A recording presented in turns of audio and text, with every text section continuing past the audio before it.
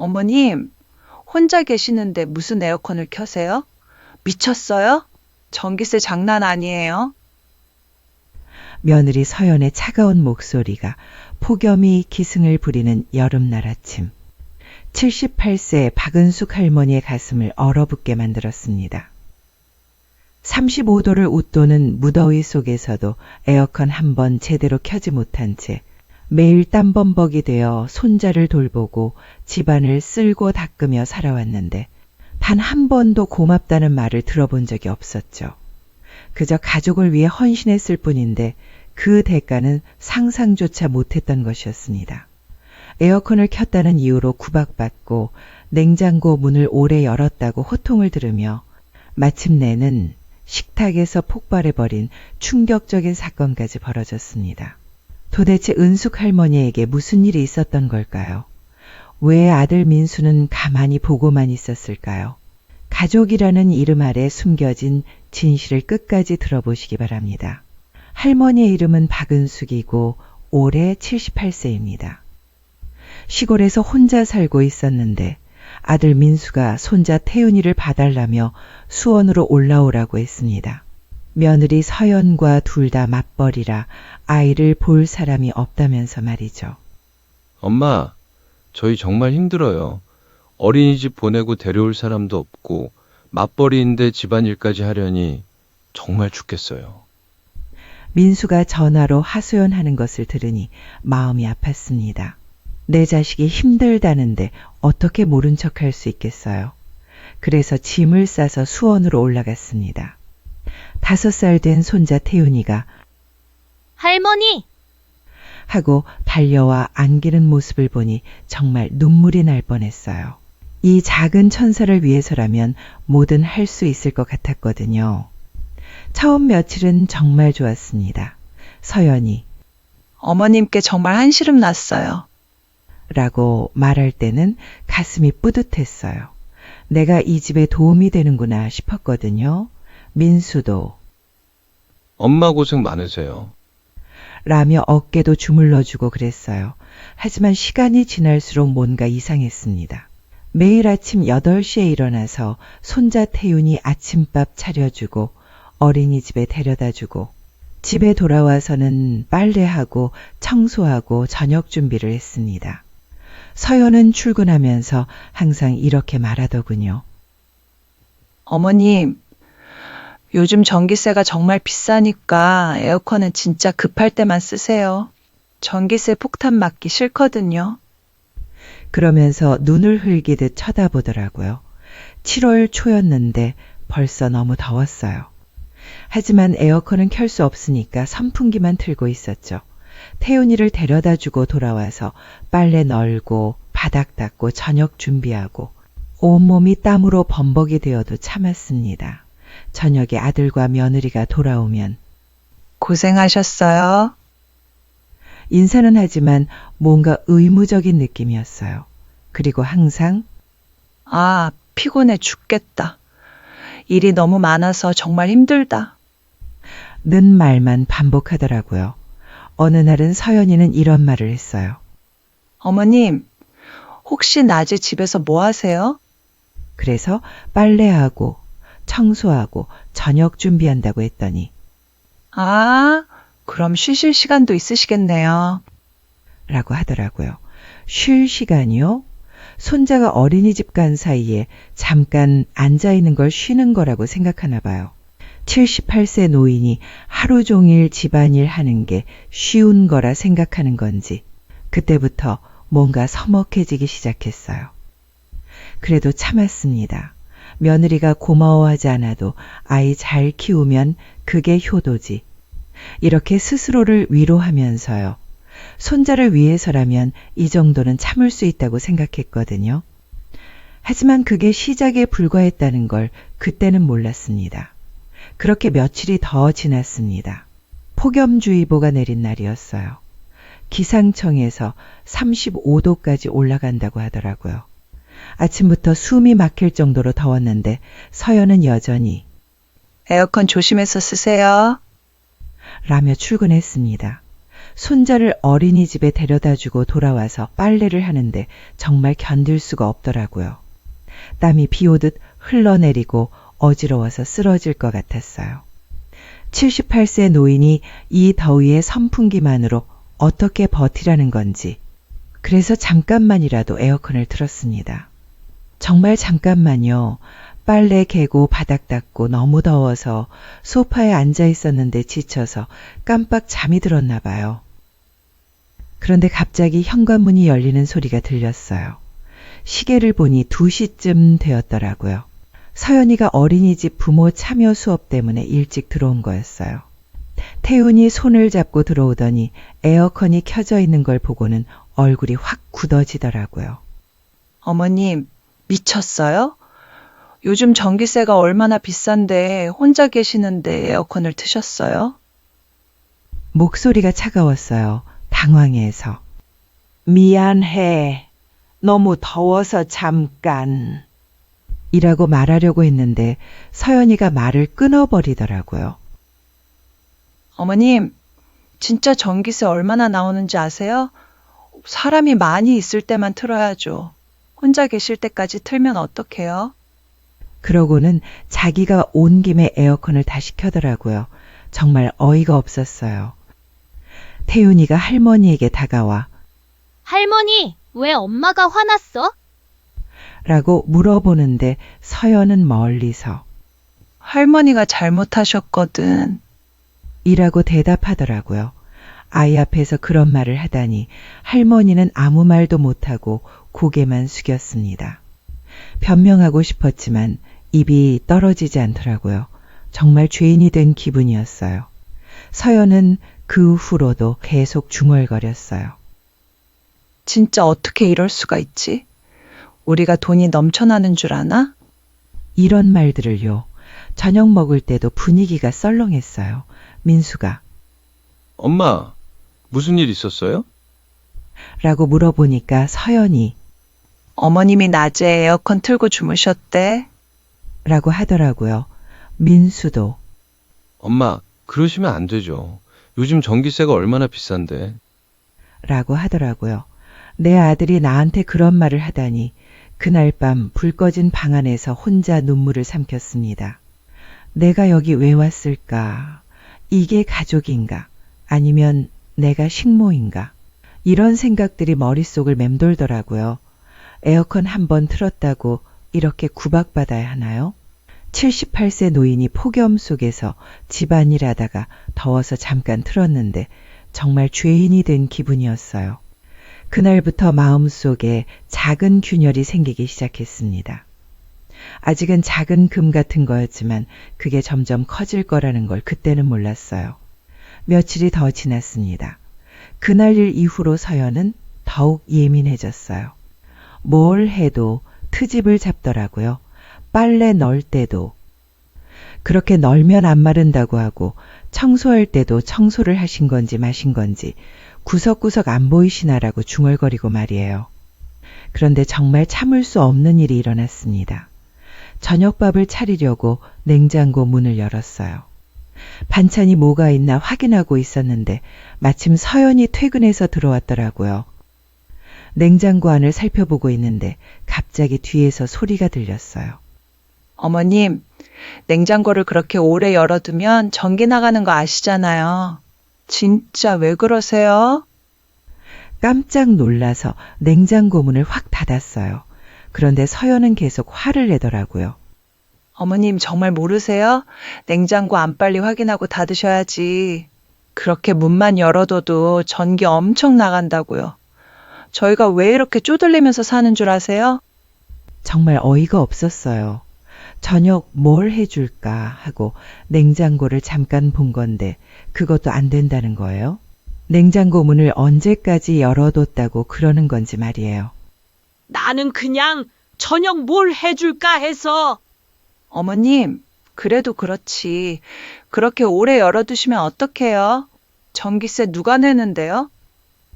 그 순간 정말 뭔가 뚝 끊어지는 느낌이었어요. 냉장고 앞에서 얼어붙은 채로 서 있었는데 마음속 깊은 곳에서 화가 올라오더라고요. 그날 저녁 식탁에서 결국 입을 열었습니다. 더 이상 참을 수가 없었어요. 민수야, 서연아, 내가 가사 도우미로 온 거니? 너희 전기세 때문에 그런 소리까지 들으면서 살아야 하니? 식탁에 있던 모든 사람이 조용해졌어요. 다 쳐다보더라고요. 긴 침묵이 흘렀습니다. 그러다 서연이 입을 열었어요. 어머님, 말을 왜 그렇게 하세요? 그러자 민수도 한 소리 하더라고요. 엄마, 요즘 우리가 힘들어서 그래요. 이해해 주세요. 이해해달라고요? 이 더운 날씨에 에어컨 한 번 못 틀고 땀 흘리면서 청소하고 밥하고 빨래하고 고맙다는 소리 한 번 안 하고 당연하다는 듯한 아들 부부가 원망스러웠습니다. 그런데 그때였습니다. 서연이 밥숟가락을 식탁에 탁 하고 치면서 한마디 하더라고요. 진짜 짜증나서 밥 못 먹겠네. 당황해서 물었어요. 무슨 소리니? 그러자 서연이 정말 충격적인 말을 했습니다. 어머님, 그렇게 해주는 게 힘드세요? 저희가 공짜로 해달라고 했어요? 매달 돈도 드리잖아요. 그 순간 정말 하늘이 무너지는 것 같았어요. 매달 받는 그 30만 원을 가지고 이런 소리를 하다니 그게 여기서 하는 모든 일의 대가라는 건가요? 목소리를 높였습니다. 돈? 그 돈이면 내가 여기서 종처럼 살아야 한다는 거야? 그러자 민수가 갑자기 화를 내며 일어났어요. 엄마, 그만하세요. 서연이가 무슨 잘못했다고 그래요? 그리고는 정말 믿을 수 없는 일이 일어났습니다. 민수가 앉아있던 의자를 집어서 바닥에 팽 내던져 버린 거예요. 쾅 하는 소리와 함께 의자가 바닥에 떨어졌고 태윤이가 으아! 하고 울음을 터뜨렸어요.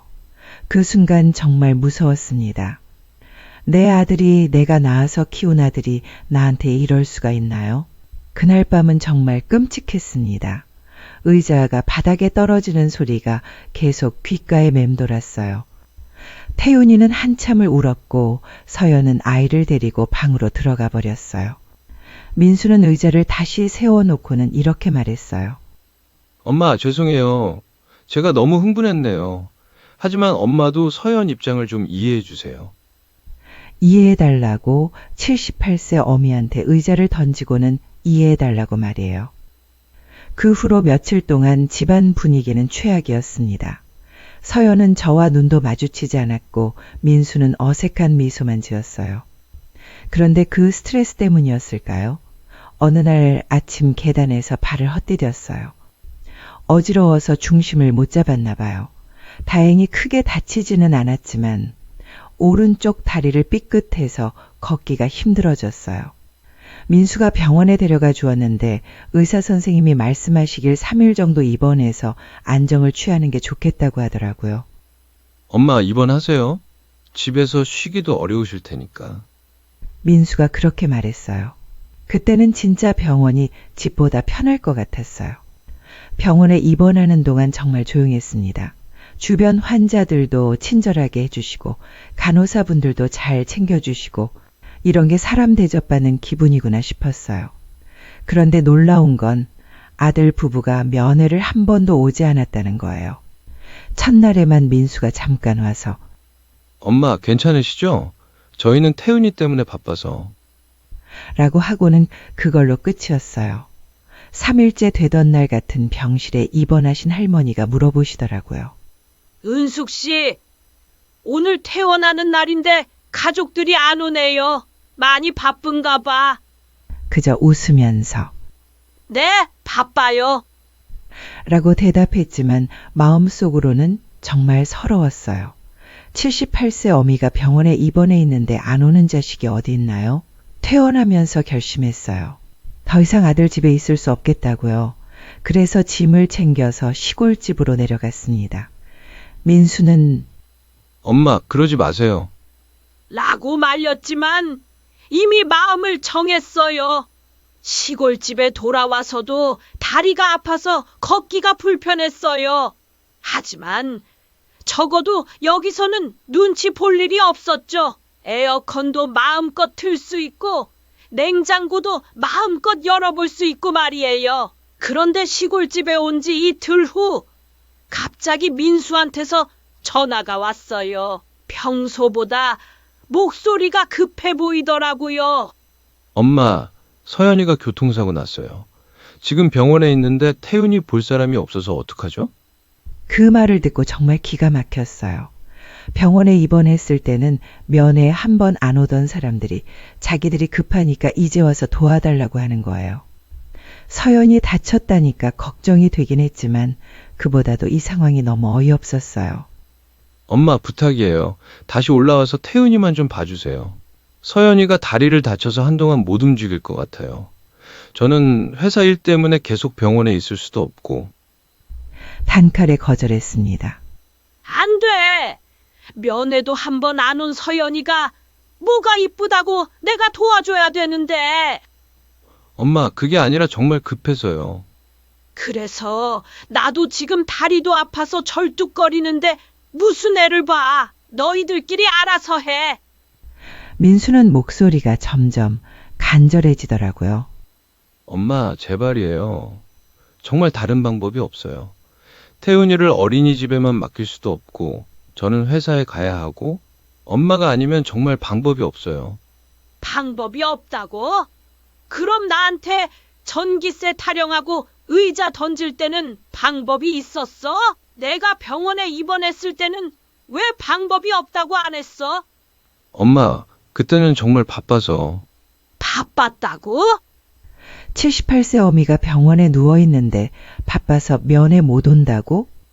그런 놈이 지금 와서 도와달라고? 전화 너머로 한숨 쉬는 소리가 들렸어요. 엄마, 그때 일은 정말 죄송해요. 제가 너무 스트레스 받아서 그랬어요. 하지만 지금은 정말 급한 상황이라. 급하면 다야. 나도 급했어. 폭염 속에서 에어컨도 못 틀고 땀 흘리면서 너희 집안일 할 때도 급했어. 냉장고 문 열었다고 야단 맞을 때도 급했고. 엄마, 민수야, 너 정말 모르니? 내가 왜 이 집을 나왔는지 정말 모르겠니? 너희들한테 나는 뭐야? 급할 때만 불러다 쓰는 가사도우미야? 민수는 한동안 말이 없었어요. 그러다가 작은 목소리로 말하더라고요. 엄마, 죄송해요. 정말 죄송해요. 하지만 지금 태윤이가.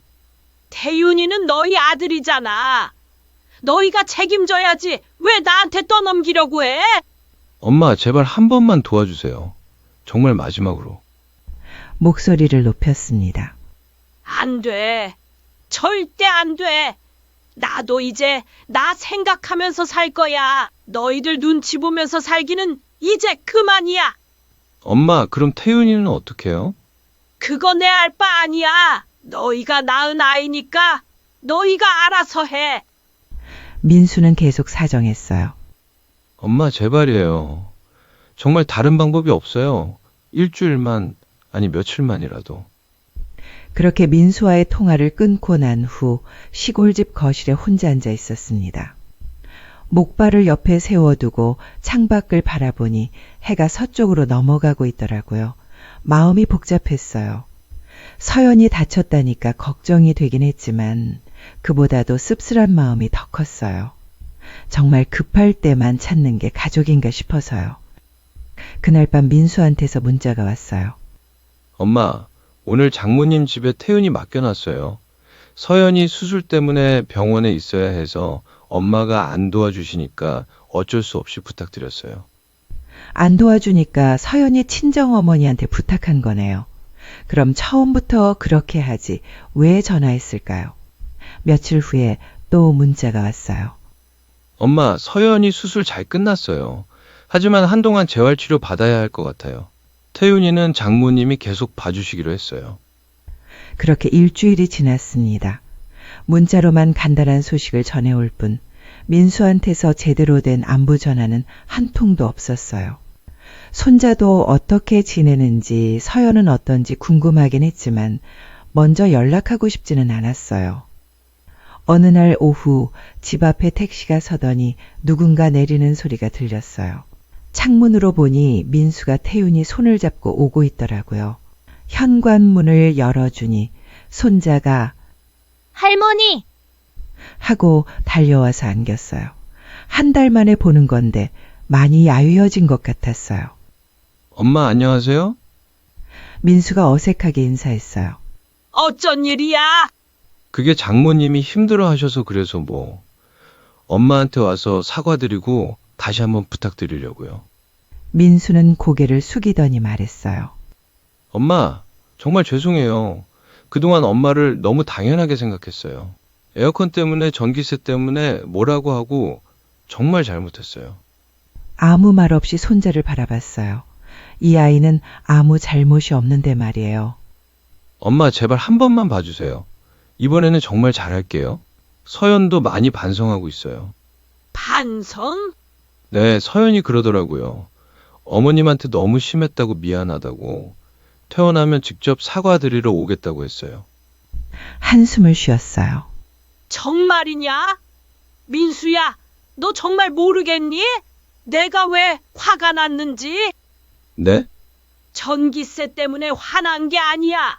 냉장고 문 때문에 화난 것도 아니고.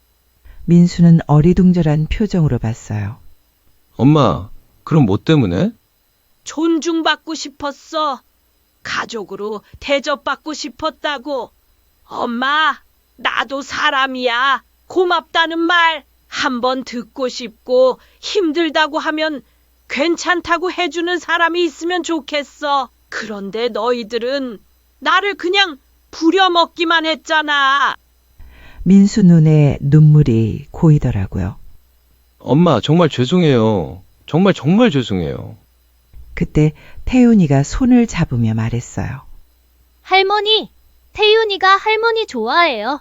할머니랑 같이 있고 싶어요. 이 아이의 맑은 눈을 보니 마음이 약해지더라고요. 엄마, 이번에는 정말 다를 거예요. 서연도 변할 거고, 저도 변할 거예요. 엄마를 진짜 가족으로 모실게요. 오랫동안 고민했어요. 정말 변할까 아니면 또 똑같을까. 하지만 손자의 작은 손을 보니 마음이 정해졌어요. 조건이 있어. 네, 말씀하세요. 고맙다는 말 좀 들었으면 좋겠어. 네, 당연히요. 그리고 또 그런 식으로 하면 그때는 정말 끝이야. 다시는 안 볼 거야. 민수는 고개를 끄덕였어요. 지금은 다시 수원에 와서 손자를 돌보고 있습니다. 서연도 퇴원해서 집에 왔는데 정말 많이 달라졌어요. 어머님, 고생 많으셨어요. 어머님 덕분에 정말 감사해요. 라는 말을 자주 해주더라고요. 물론 완전히 변한 건 아니에요. 가끔씩 예전 모습이 나올 때도 있어요. 하지만 예전보다는 훨씬 나아졌어요. 오늘도 창밖을 바라봅니다. 어딘가 청량해진 여름날의 공기를 느끼면서요. 가족이라는 게 참 어려운 것 같아요. 하지만 서로 조금씩 노력하면 조금씩 나아질 수 있는 것 같기도 하고요. 78세에 배운 교훈이 있다면 나 자신을 소중히 여기는 것도 중요하다는 거예요. 가족을 위한 희생도 좋지만 나 자신의 존엄성을 지키는 것도 그만큼 중요하다는 걸 깨달았어요. 여러분도 혹시 이런 상황에 계시다면 참기만 하지 마세요. 때로는 용기 있게 안 된다고 말할 필요도 있어요. 그래야 진짜 가족이 될 수 있는 것 같아요. 여러분, 오늘 이야기는 어떠셨나요? 가족 간의 갈등과 화해, 그리고 존중의 중요성에 대해 생각해 볼 수 있는 시간이었기를 바랍니다. 마음 깊은 곳에서 울려 퍼지는 이런 진짜 인생 이야기들이 여러분께도 작은 깨달음이 되었으면 좋겠어요. 만약 오늘 이야기가 도움이 되셨다면 댓글로 여러분의 생각을 들려주세요. 비슷한 경험이 있으셨거나 어떤 마음으로 들으셨는지 궁금합니다. 그리고 이런 진솔한 인생 이야기를 더 많은 분들과 나누고 싶으시다면 구독 버튼을 눌러주시고 좋아요도 꾹 눌러주세요. 알림 설정까지 해두시면 새로운 이야기를 가장 먼저 만나보실 수 있습니다. 따뜻한 마음으로 서로를 이해하며 살아가는 세상, 그런 세상을 만들어가는 작은 시작이 바로 여러분의 관심과 참여에서 시작됩니다.